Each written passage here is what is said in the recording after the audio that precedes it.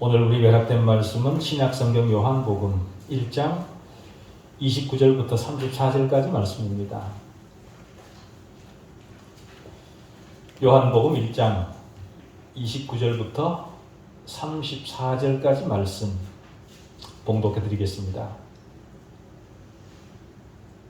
이튿날 요한이 예수께서 자기에게 나오심을 보고 이르되 보라, 세상 죄를 지고 가는 하나님의 어린 양이로다. 내가 전에 말하기를 내 뒤에 오는 사람이 있는데 나보다 앞선 것은 그가 나보다 먼저 계심이라 한 것이 이 사람을 가리킵니다. 나도 그를 알지 못하였으나 내가 와서 물로 세례를 베푸는 것은 그를 이스라엘에 나타내려 함이라 하니라. 요한이 또 증언하여 이르되 내가 봄에 성령이 비둘기같이 하늘로부터 내려와서 그의 위에 머물렀더라. 나도 그를 알지 못하였으나 나를 보내어 물로 세례를 베풀라 하신 그이가 나에게 말씀하시되 성령이 내려서 누구 위에든지 머무는 것을 보거든 그가 곧 성령으로 세례를 베푸는 이인 줄 알라 하셨기에 내가 보고 그가 하나님의 아들이심을 증언하였노라 하니라. 아멘. 은혜로우신 하나님 아버지, 현존하는 하나님의 말씀 앞에 우리를 세우사 초월적 주권자이신 하나님의 인격성을 다시 전달받게 하시니 감사합니다. 이미 우리에게 알려져 명백히 드러난 진리만 선언되는 말씀 되게 해주십시오. 인간 자신의 우상 숭배에는 변명의 여지가 없음에도 불구하고 타락한 인간은 그 모든 것을 부정하며 왜곡합니다. 성경이 증거하는 하나님의 영광을 회피하며 오히려 그것으로 타락의 기회를 삼는 인간입니다. 그런 것으로부터 돌아선 말씀 되게 해주십시오. 하나님의 영광을 드러내는 일은 오직 하나님 말씀으로부터만 시작됨을 압니다. 하나님께서 계시하신 말씀만 증거되게 해주십시오. 그렇게 함으로 교회와 우리 믿음이 우리의 자기만족적 종교심이 아니게 해주시옵기를 우리 주 예수 그리스도 이름으로 기도하옵나이다. 아멘. 오늘 본문은 세례 요한의 물세례와 세례 요한으로부터 받으신 주님의 세례 그리고 성령의 세례 등을 언급하고 있어서 우리가 세례와 그 세례의 의미를 전체적으로 살피기에 적당한 근거가 되는 본문 같습니다. 그러나 오늘 우리는 기독교 각 교파들이 채택하고 있는 세례의 양식이나 전통적인 차이 또는 유아세례나 성인세례 이런 것은 논외로 하고 세례의 본질적 의미 즉 세례는 그리스도와 성도 사이 연합의 표지라는 의미를 살피는데 초점을 두기로 하겠습니다. 신약 성경에서 세례라는 말을 나타내는 단어가 하나이면 좋을 텐데 둘이어서 해석상 논란의 여지를 주는 것이 사실입니다. 그 단어 중 하나는 밥토라는 단어이고 또 하나는 밥티조라는 단어인데 밥토라는 단어는 담그다 혹은 잠그다라는 그런 뜻이고 밥티조라는 단어는 어떤 행위를 함으로써 성질이나 신분의 변화를 지시하는 그런 말입니다. 그래서 이런 의미를 가지고 침례교 같은 경우에는 세례를 주다, 침례를 베풀다 이런 의미로 밥티조라는 단어를 사용을 합니다. 어떤 물질을 액체에 담금으로써 일어난 변화 같은 것을 지시하는 말인 거죠. 예를 들어 식물을 염색 물감에 담갔을 때 그 원단에서 일어난 변화 같은 그런 것이나 어떤 물질과 다른 물질을 섞었을 때 일어나는 변화 같은 것을 지시하는 말입니다. 다시 말해 밥토라는 말은 무엇인가를 담그는 행위 그 자체를 말한다면 밥티조는 어떤 행위로 말미암은 결과를 말한다. 그렇게 이해하시면 되겠습니다. 갈라디아서 3장 27절에 보면 누구든지 그리스도와 합하기 위하여 세례를 받은 자는 그리스도로 옷 입었느니라 라는 말씀이 있습니다. 그리스도와 연합된 자는 세례를 받는다. 그런 의미인 거죠. 이해를 돕기 위해 또 다른 구절을 인용을 해보자면 마가복음 16장 16절 같은 구절인데요. 거기 보면 믿고 세례를 받는 사람은 구원을 얻을 것이요.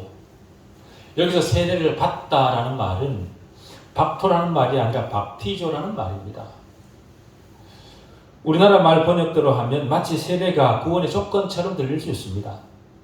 믿고 세례를 받는 사람은 구원을 받을 것이요. 이렇게 얘기를 하니까 세례가 마치 구원의 조건처럼 들릴 수 있습니다. 그래서 로마 가톨릭은 사람이 물로 세례를 받지 못하면 구원받지 못한다 라는 허무맹랑한 거짓 결론을 만들어내기도 합니다.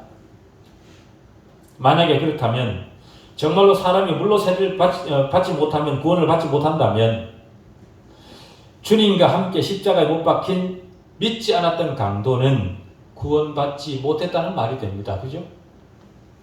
왜냐하면 그 강도는 물로 세례를 받지 못하고 죽었기 때문에 그렇습니다. 그렇지만 그는 주님으로부터 분명하게 오늘 네가 나와 함께 낙원에 있으리라는 선언을 들었다는 것을 우리는 잘 알고 있습니다. 세례를 받는 것은 성도와 그리스도 연합에 대한 표시입니다. 그 말이 밥토이든 밥티조이든 세례라는 단어가 가지고 있는 전체적인 의미의 뜻은 성도와 그리스도 연합에 대한 표시라.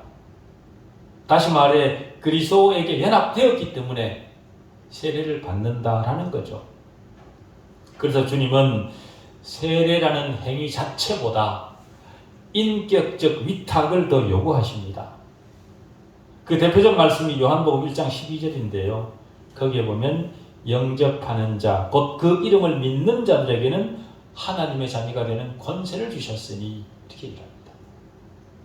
세례를 받아야 하나님의 자녀가 된다는 것이 아니라 영접을 하면 예수 그리스도를 믿는 그 인격적인 연합, 하나님은 그것을 더 원하신다. 요한복음 1장 12절 말씀은 요한계시록 3장 20절과도 맥을 같이 합니다.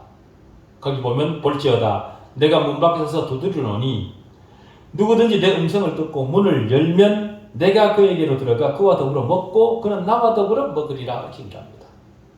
그가 마음의 문을 열면 주님이 마음의 문을 연 그와 하나가 되겠다. 그가 인격 자체를 하나님에게 주님에게 위탁을 하게 되는 사람은 주님이 그를 주님의 사람으로 받아들여 주겠다라는 거죠. 세례라는 행위 자체보다가 인격적인 위탁, 그리스도와 연합, 하나님은 그것을 더 우선시한다라는 말입니다. 다시 말해 구원이라는 결과는 믿는 자가 주님과 인격적으로 하나가 되는 일이 있어야 된다는 것이 먼저라는 겁니다. 밥티조라는 말을 비유적으로 사용한 또 다른 구절은요. 고린도전서 10장 11절 2절인데요. 형제들아 나는 너희가 알지 못하기를 원하지 아니하노니 우리 조상들이 다 구름 아래에 있고 바다 가운데로 지나며 모세에게 속하여 다 구름과 바다에서 세례를 받고 라고 합니다. 이 대목은요. 이스라엘 사람들이 구름이나 바다에 잠긴 실제적 사건이 없었다는 것을 우리가 알고 있기 때문에 이것은 비유적 표현이라는 것을 우리가 압니다. 이스라엘 백성이 출애굽했을 때 구름이 그들 위해서 덮은 것이 아니라 그들 뒤를 따라오면서 애국 군대가 추격하지 못하도록 거리를 만들었습니다. 애국 군대의 눈을 가렸던 거죠. 그래서 그들이 전진하지 못하게 만들었습니다. 그리고 바다에 잠긴 것은 애국 사람들이었지 이스라엘 백성이 아니었습니다. 이 구절이 의미하는 유일한 개념은 신분의 변화를 의미하는 거죠. 다시 말해 세례는 신분의 변화에 대한 표시라. 세례를 받음으로 신분이 변화되는 것이 아니라 신분이 변화된 사람에게 그 표시로 세례를 베푸는 거다. 그 말입니다. 세례라는 말이 가지는 또 다른 은혜적 의미를 우리는 고린도전서 15장 29절에서 찾을 수 있는데요. 거기 보면 만일 죽은 자들이 도무지 다시 살아나지 못하면 죽은 자들을 위하여 세례를 받는 자들이 무엇을 하겠느냐? 어찌하여 그들을 위하여 세례를 받느냐. 굉장히 어려운 표현입니다. 다시 한번 읽어드리면요. 만일 죽은 자들이 도무지 다시 살아나지 못하면 죽은 자들을 위하여 세례를 받는 자들이 무엇을 하겠느냐. 죽은 자들을 위해 여기서 세례를 받으면 죽은 자들에게 마치 어떤 영향이 일어나는 것처럼 그렇게 표현되어 있습니다. 그런 표현처럼 볼 수 있습니다. 그래서 이 구절을 어떤 이단들은요, 죽은 친척들을 위해 물속에 들어갔다 나오면 그 죽은 친척들이 구원을 얻을 수 있다라는 뜻으로 해석을 합니다. 그렇지만 이 말씀은 전혀 그런 뜻이 아닙니다. 이런 구절은 문맥 전체를 다시 정독을 해보고 문맥 전체를 통해 사도 바울이 무슨 말을 했었는지를 파악하고 그 문맥을 따라 해석을 해야 됩니다. 바울은 죽은 뒤에 생명이 존재함을 여러 측면에서 논증하고 있습니다. 그 고린도전서 15장 29절 앞에서. 그래서 주님의 부활을 증거를 했죠. 그리고 20절에서 그러나 이제 그리스도께서 죽은 자 가운데서 다시 살아나사 잠자는 자들의 첫 열매가 되셨도다 라는 결론을 내린 후에 부활의 여러 결과들을 다루어 갑니다. 그러면서 성도들의 부활 그리고 죽음과 악을 이긴 그리스도의 완전한 승리를 말을 합니다. 고린도전서 15장 20절 이후에서. 그리고 또 뭐라고 얘기를 하냐 하면 만약에 부활이 없을 경우에 고난과 핍박을 받아가면서 그리스도인의 삶을 영위하는 것이 얼마나 어리석은 것인가를 또 진술을 합니다. 만약에 이 땅에서의 삶이 전부라면 그리스도인으로서 살아가야 될 이유가 전혀 없다는 거죠. 그러나 부활이 있다면 다음 세상에서 우리 그리스도와 함께 즐거워하기 위해 지금 죄를 멀리할 기꺼운 마음을 가져야 한다는 것이 사도 바울의 논증입니다. 만약에 부활이 없다면 지금 여기서 그리스도인으로서의 그런 삶을 왜 살아야 되냐. 그렇지만 만약에 부활이 있다면 지금 여기서의 너희들의 삶이 달라져야 되지 않겠느냐. 그 말을 한 겁니다. 그런 의미를 가지고 29절을 재해석을 해보면요. 이런 해석이 되는 겁니다. 죽은 자가 다시 사는 일이 없다면 죽은 그를 위해 지금 여기서 세례를 받아야 될 이유가 뭐냐? 그런 뜻이 됩니다. 여기서 죽은 그는요, 바로 세례를 받는 바로 자기 자신입니다. 지금은 내가 여기서 세례를 받습니다. 그렇지만 언젠가는 내가 죽게 되겠죠. 죽게 되는 그를 위해 지금 여기서 내가 세례를 왜 받아야 되느냐? 뭐가 없다면요, 다시 사는 일이 없다면. 이해하셨습니까? 우리의 부활이 없다면 이 다음에 죽은 나를 위해서 내가 여기서 지금 세례를 받아야 될 이유가 뭐냐? 그럴 필요가 전혀 없다는 거죠. 그 말을 하고 있는 것이 바로 15장 29절입니다. 세례를 받는 이유는 그리스도와 연합한 자가 부활할 것에 대한 믿음의 표시로 받는 것인데 그 부활이 실제하지 않는다면 여기서 받는 세례가 무슨 소용이 있냐? 그 말을 하는 것이 고린도전서 15장 29절입니다. 다른 사람을 위해서 세례를 받아라 그 말이 아니라 이 다음에 죽은 내가 다시 살아나는 일이 없다면 지금 여기서 네가 뭐하라고 세례를 받냐? 그럴 필요가 없다는 거죠. 그렇지만 우리가 죽고 난 이 다음에 다시 사는 일이 반드시 있기 때문에 여기서 받는 우리의 세례가 의미가 있다라는 거죠. 그리스도와 함께 십자가에 못 박힌 이유는 그리스도와 연합되었기 때문이고 그 표시로 세례를 받는 것인데 부활이 없다면 그리스도와 함께 십자가에 못 박힌 이유가 무엇이고 세상 즐거움을 포기하고 이 땅에서 그리스도인으로 고난을 받으며 살아야 될 이유가 무엇이냐라는 겁니다. 다시 말해 세례의 또 다른 의미는 부활에 대한 확실한 소망을 소유했다 라는 표시로 세례를 받는 거다, 그 말입니다. 이해하셨죠? 부활에 대한 확신을 가졌다는 것은 그리스도와 하나가 되었다는 것이기 때문에 그런 자들에게 가장 우선적인 것은 다음 세상에서 부활할 자답게 지금 여기를 살아내는 겁니다. 바로 그 일을 가장 우선적으로 생각하는 삶을 살라고 격려하고 있는 거죠. 세상의 하찮은 것들로부터 자유해라, 그 말입니다. 요한이 물로 세례를 준 이유는 앞에서 설명한 세례의 의미들에 대한 표시로 세례를 준 겁니다. 한마디로 회개했다는 표시로 세례를 준 것이고, 그렇지 않은 자들에게는 회개하라, 그렇게 촉구를 했던 거죠. 물론 세례 요한이 주님에게 세례를 한 것은 회개의 표현이 아닙니다. 주님이 회개해야 될 이유가 뭡니까? 그런데도 주님도 세례 요한에게 물로 세례를 받았습니다. 그죠? 주님이 받은 그 물 세례는 회개의 표시가 아니라 주님 자신이 완전한 인간이 되셨다, 주님 자신의 신분이 인간으로 변했다라는 사실에 대한 확인입니다. 일종의 신분의 변화를 나타내는 표시라 그렇게 말할 수 있습니다. 그리고 주님은 성령으로 세례를 주신다, 본문이 그렇게 말하고 있죠. 그죠? 그렇다면 성령의 세례는 무엇이고 이 세례는 어떻게 받는 것이며 누구를 위한 것일까? 우리는 거기에 대해서 생각을 해봐야 됩니다. 성령의 세례와 관련해서 가장 교훈적 구절이 고린도전서 12장 13절입니다. 거기에 보면 우리가 유대인이나 헬라인이나 종이나 자유인이나 다 한 성령으로 세례를 받아 한 몸이 되었고 또 다 한 성령을 마시게 하셨느니라 기입니다. 문맥을 볼 때 여기서 말하는 몸은요, 그리스도의 몸 혹은 참된 교회를 가리킵니다.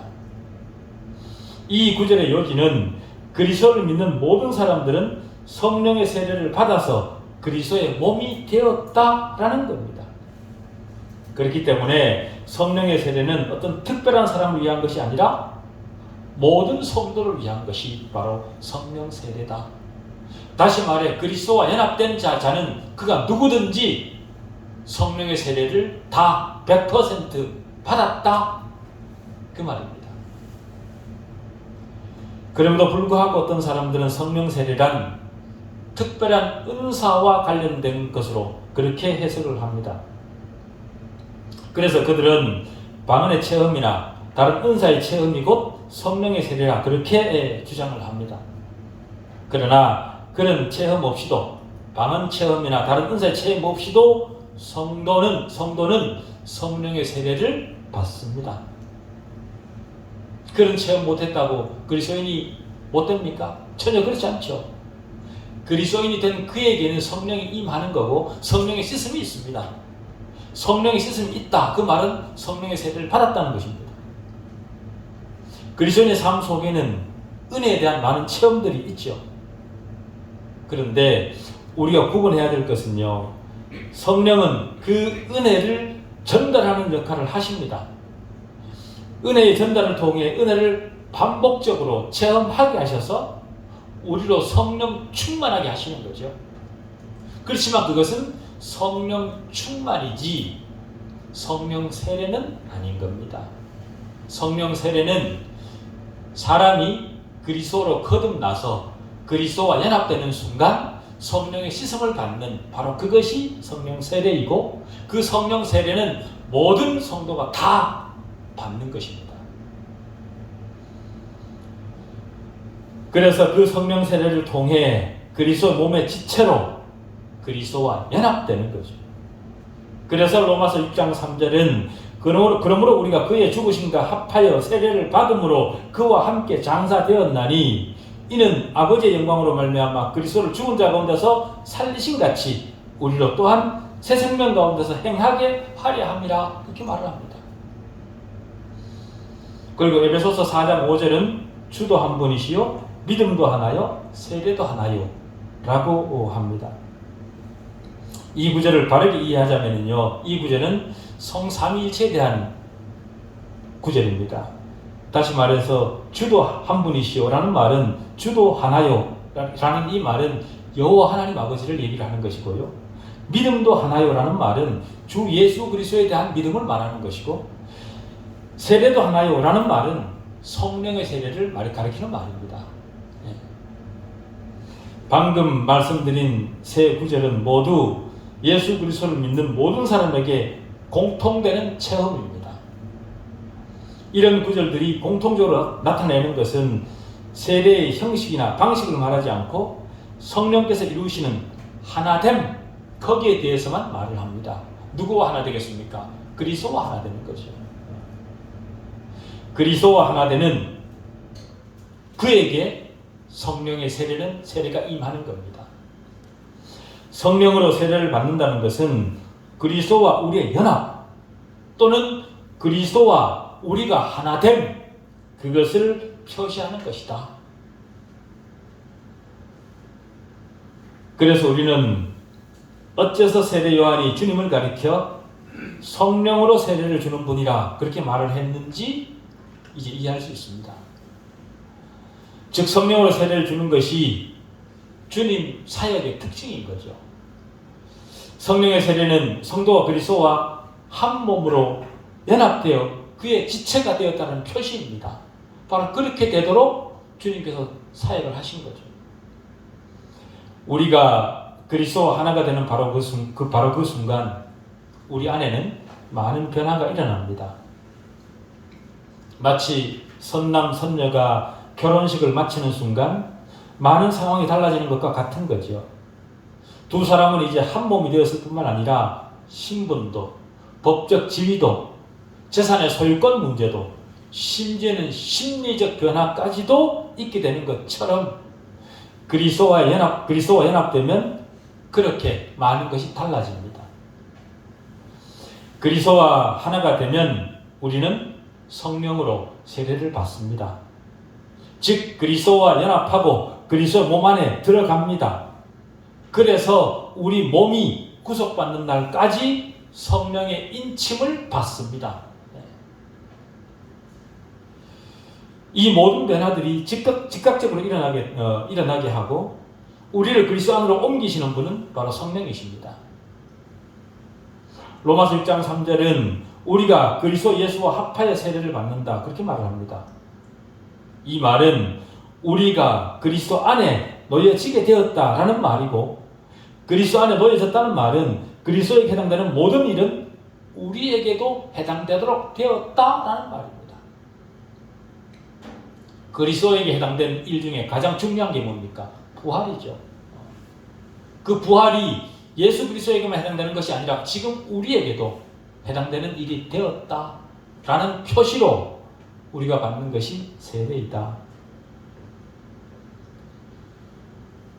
하나님이 우리를 택하신 이유는 우리로 그리스도의 성품에 참여하게 하고 그리스도의 형상을 본받게 하셔서 우리와 교제하시기를 원하시기 때문입니다.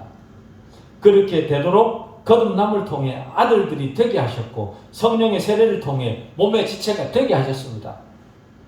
그렇게 된 우리를 고린도후서 5장 17절은 그런즉 누구든지 그리스도 안에 있으면 새로운 피조물이라 그렇게 말합니다. 네가 새로운 피조물이 되었다라는 표시로 우리에게 행해지는 것이 세례이다. 그리스도 안에 있는 자들은 그리스도와 합하여 함께 할례를 받음으로 그리스도와 하나가 되었습니다. 왜냐하면 골로새서 2장 9절 이하에서 그 안에는 신성의 모든 충만이 육체로 거하시고 너희도 그 안에서 충만해졌으니 그는 모든 통치자와 권세의 머리시라. 또 그 안에서 너희가 손으로 하지 아니한 할례를 받았으니 곧 육의 몸을 벗는 것이요 그리스도의 할례니라 이렇게 말하기 때문입니다. 할례는 육체의 죄에서 구별됨을 의미합니다. 세례가 바로 그런 의미를 갖는 거죠. 그리스도는 전적으로 죄와 구별되셨습니다. 죄와 구별되신 그리스도 안에 우리가 있습니다. 우리는 그리스도의 죽으심에서도 그리스도와 하나가 되었습니다. 로마서 6장 3절은 무릇 그리스도 예수와 합하여 세례를 받은 우리는 그의 죽으심과 합하여 세례를 받은 줄을 알지 못하느냐 이렇게 선언을 합니다. 예수 그리스도께서 십자가에서 죽으실 때 우리는 우리 죄에 대해 주님과 함께 십자가에 죽었습니다. 그 표시로 세례를 받는 거죠. 십자가 위에서 예수 그리스도를 통해 우리 죄는 징벌을 받았고 우리는 이제 하나님으로부터 의롭다 칭함을 얻게 되었습니다. 또한 우리는 그리스도의 부활하심에서도 그리스도와 하나가 되었습니다. 로마서 6장 3절은 6장 5절은 만일 우리가 그의 죽으심과 같은 모양으로 연합한 자가 되었으면 또한 그의 부활과 같은 모양으로 연합한 자도 되리라 그렇게 말을 하고 있습니다. 우리는 이미 영적으로 부활한 자들이고 우리 죽을 몸도 부활이 약속된 자들입니다. 그것들이 우리에게 해당된다라는 표시로 우리가 세례를 받는 거죠. 이 부활의 약속이 우리 현재 삶의 권능이어야 됩니다. 다시 말해 나는 부활이 약속된 그런 사람이다 라는 확신을 가지고 이 땅을 살아내야 된다라는 말입니다. 우리에게는 여기가 전부가 아닙니다. 부활한 몸으로 다시 살 것을 약속받은 우리입니다. 그 약속을 가진 자다운 담대함이 우리 안에 있어야 된다라는 거죠. 우리는 영원하신 그리스도와 연합되었습니다. 영원하신 그리스도와 연합되었음을 회중들 앞에서 공표하는 절차를 교회가 거치는 거죠. 그것이 바로 교회가 행하는 물세례입니다. 이 물세례는 하나의 예식일 뿐 기독교의 진수는 아닙니다. 이런 절차나 예식을 거쳐야만 구원이 주는 복락을 누릴 수 있다라는 것이 아니라 그 말이죠. 할례라는 외적인 형식과 절차를 거쳐야만 주어지는 구원이 아닙니다. 구원은 전적인 은혜이지 개인이 행한 어떤 행위에 의해 얻어지는 것이 절대가 아닙니다. 그래서 사도 바울은 로마서 4장 9절 이하에서 이렇게 진술을 합니다. 그런즉 이 복이 할례자에게냐 혹은 무할례자에게도냐 무릇 우리가 말하기를 아브라함에게는 그 믿음이 의로 여겨졌다 하노라. 그런즉 그것이 어떻게 여겨졌느냐 할례시냐 무할례시냐 할례시가 아니요 무할례시니라. 그가 할례표를 받은 것은 무할례시에 믿음으로 된 의를 인친 것이니 이는 무할례자로서 믿는 모든 자의 조상이 되어 그들도 의로 여기심을 얻게 하려 하심이라. 또한 할례자의 조상이 되었나니 곧 할례 받을 자에게 뿐 아니라 우리 조상 아브라함이 무할례시에 가졌던 믿음의 자치를 따르는 자들에게도 그러하니라. 아브라함이 의롭다고 하나님으로부터 인정을 받은 것은 할례를 받기 이전에 무할례시에 그렇게 받은 거다. 다시 말해 세례라는 것은 네가 하나님과 그리스도와 연합된 그 이전에 세례라는 사실이 있기 전에 그런 일이 있었기 때문에 너에게 행해지는 것이 세례라 그 말을 하고 있는 겁니다. 모든 믿는 사람들은 할례를 받았든 받지 않았든 구원을 받는다. 모든 믿는 사람들에게 해당된다 그 말이죠. 또 거듭 말하는 것은요, 아브라함이 믿음으로 의롭다함을 받은 후에 할례를 주었다는 사실입니다. 다시 말해 세례라는 것은 믿음으로 말미암아 의롭다함을 얻어 그리스도와 연합된 자에게 그 연합을 표시하는 것이지, 세례가 구원을 산출하거나 세례를 받아야 구원을 얻는 것은 결코 아니라 우리는 그 사실 앞에 분명해야 됩니다. 세례가 구원을 산출하거나 구원의 조건은 아니지만요, 세례를 통해 가지게 되는 유익들이 성도들에게 분명히 있습니다. 그런 유익들이 없다면 그런 헛된 짓을 왜 하겠습니까? 그래서 사도 바울은 로마서 3장 1절에서 이런 얘기를 하죠. 그런즉 할례 유익이 무엇이뇨? 그리고 묻고 난 뒤에 대답하기를 범사에 많으니 라고 대답을 합니다. 세례를 받음으로 이제 나는 주님의 것이 되었다 라는 것을 자신의 마음에 그리고 회중들에게 공표하는 것으로 말미암아 너에게 주어지는 유익이 뭐냐? 여러 가지 많다라는 겁니다.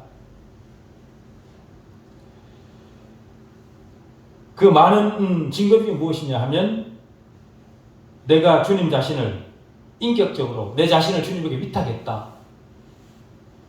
또 우리 신분이 변화되었다. 또 육체의 죄로부터 구별되었다. 부활에 대한 확실한 소망을 가지게 되었다. 해결을 했다.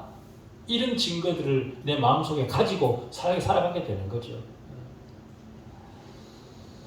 세례는 다시 말씀드리지만 사인입니다. 표는 그 자체의 의미보다는 그 표가 나타내는 더 큰 실상이 있습니다. 표는 외향적이고 눈에 보이는 것입니다. 그러나 그 표가 지시하는 실상은 내적이고 영적인 거죠. 즉 세례를 통해 우리가 그리스도와 연합되었다는 것을 지시하는 겁니다. 다시 말해 세례는 우리가 주님의 것이라는 그 사실에 대한 확인이다. 거듭 말씀드리지만 세례가 우리를 주님의 것으로 만드는 것이 아닙니다. 그렇지만 로마 가톨릭은 반대로 얘기를 합니다. 세례 받지 않으면 주님의 것이 되지 못한다. 그리스도와 연합되지 못한다. 그렇게 말을 합니다. 다시 말해서 세례가 그리스도인을 만들어내는 거죠. 그들에게 있어서 세례는 구원의 필수적인 조건입니다. 세례가 구원을 산출하는 거죠. 그러니까 믿든지 믿지 않든지 관계없습니다. 세례만 받으면 그 사람은 구원을 받는 겁니다. 그게 로마 가톨릭 입장입니다. 절대로 그렇지 않습니다. 우리가 이미 주님에게 속해 있다는 사실을 확인한 토큰, 그것이 바로 세례입니다.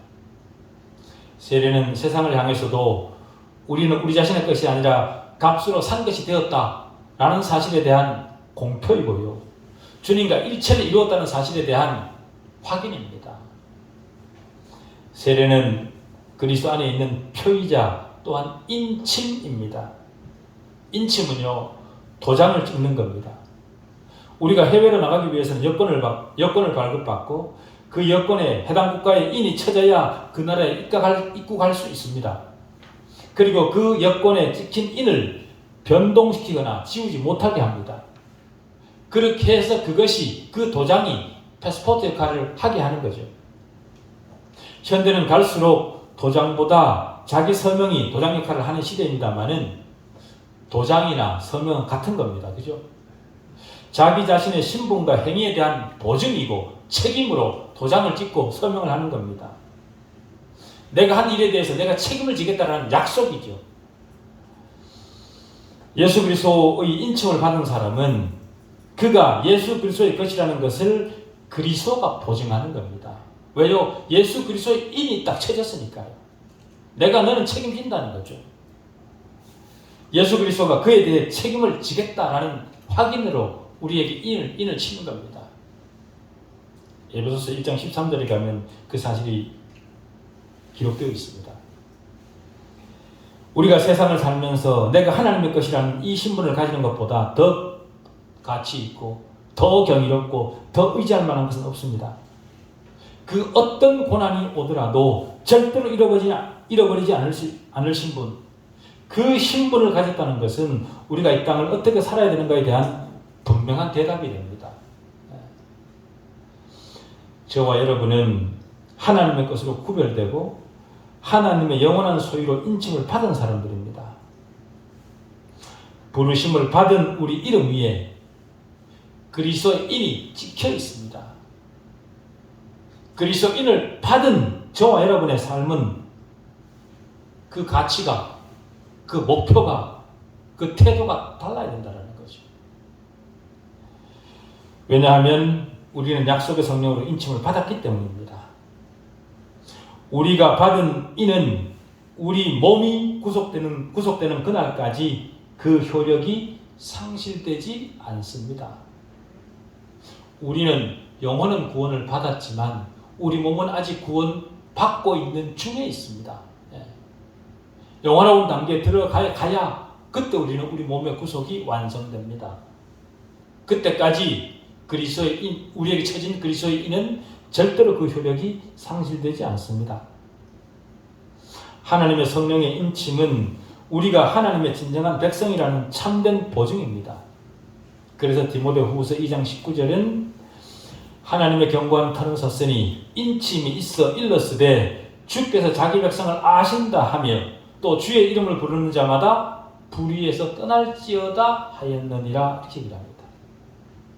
그리스도의 인이 처진 그 한 사람 한 사람은 하나님이 아신다. 그렇게 말씀해 주신다는 겁니다. 우리의 우리됨을 확인받는 그런 증거인 거죠. 이 사실 앞에 분명한 남은 신앙 되시기를 바랍니다. 기도하시겠습니다.